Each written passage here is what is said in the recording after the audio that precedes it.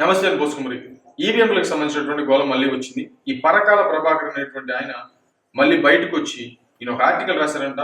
ఈ ఆర్టికల్లో ఈవీఎంలో అన్యాయం జరిగిపోయింది, అన్యాయం చేసి కూటమి గెలిచింది అనేటువంటి విధంగా ఫైనల్ గా ఈయన చెప్తున్నటువంటి కన్క్లూషన్. అసలు ఈ పరకాల ప్రభాకర్ అంటే ఎవరో తెలుసా?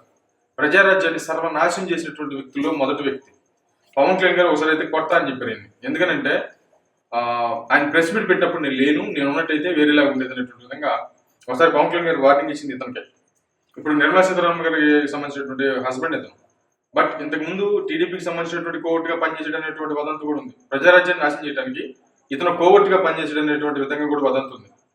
ఇంకోటి ఏంటంటే ప్రజారాజ్యంలో ఉండేటువంటి వ్యక్తులు లాస్ట్ సమయానికి వచ్చేసరికి బయటకు వచ్చేసి ప్రెస్ మీట్ పెట్టి ప్రజారాజ్యం వేస్ట్ పార్టీ, దానికి ఇంజనీర్ లేదు, జనాల మీద దూసుకెళ్ళిపోతే జనాలు చచ్చిపోతారు అనేటువంటి విధంగా సెటరికల్ గా మాట్లాడి ప్రజారాజ్యాన్ని సర్వనాశనం చేసేటువంటి వ్యక్తుల్లో ఇతను ప్రథమంగా ఉంటున్నది మాత్రం ఖచ్చితంగా వాస్తవం.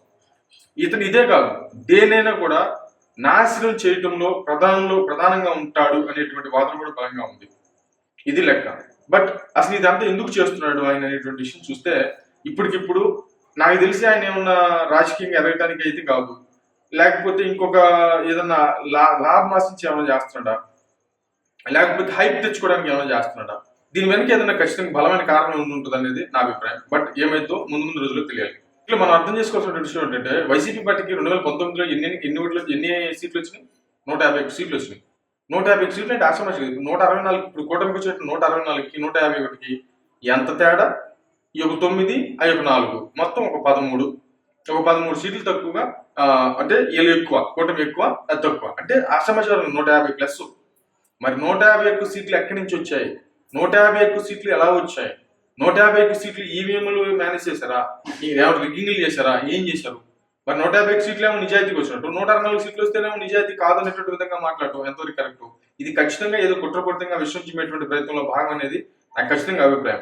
ఒక పార్టీని నాశనం చేయడానికో లేకపోతే ఒక వ్యక్తులను నాశనం చేయడానికో ఈయన ముందుంటాడు, అలాంటి టైంలో ఇతను యూస్ చేస్తారు, అలాంటి వాటికే ఇతను యూస్ అవుతాడు అనేటువంటి వాదన బలంగా ఉంది. మొత్తం మీద ఇతని గురించి చర్చిస్తున్నారు సోషల్ మీడియా వేదిక కానీ మెయిన్ స్ట్రీమ్ మీడియా వేదిక. గతంలో నీకు మంచి చరిత్ర ఉంది, పార్టీలు నిలువు నాశనం చేసిన వ్యక్తిగా ఇతనికి మంచి గుర్తింపు ఉన్నటువంటి పరిస్థితులు అయితే ఉన్నాయి. ఇది లెక్క. బట్ ఇక్కడ సింపుల్, ఈ లెక్కలు తొక్కలు ఇవన్నీ అనవసరం. జగన్మోహన్ రెడ్డి గారి హయాంలో మీరు బాగా గుర్తుంటే ఆ ఎలక్షన్ కూడా అర్ధరాత్రి పైన వరకు జరిగింది. 1 గంట వరకు కూడా ఎన్నికలు జరిగాయి. ఏది వైసీపీ పార్టీ గెలిచినప్పుడు టైంలో కూడా. ఇప్పుడు కూడా అర్ధరాత్రి వరకే జరిగాయి. అర్ధరాత్రి వరకు జరిగాయి. అంత ఓటింగ్ పర్సెంట్ ఎలా వచ్చిందని చెప్పేసి మాట్లాడొచ్చు. ఈ సొల్లంతా మనకు అనవసరం. సింపుల్. అప్పుడు ఎలా జరిగిందో ఇప్పుడు అలాగే జరిగింది. 151 సీట్లు రావడం నిజమో అయితే 164 సీట్లు రావడం కూడా నిజం. అంతే.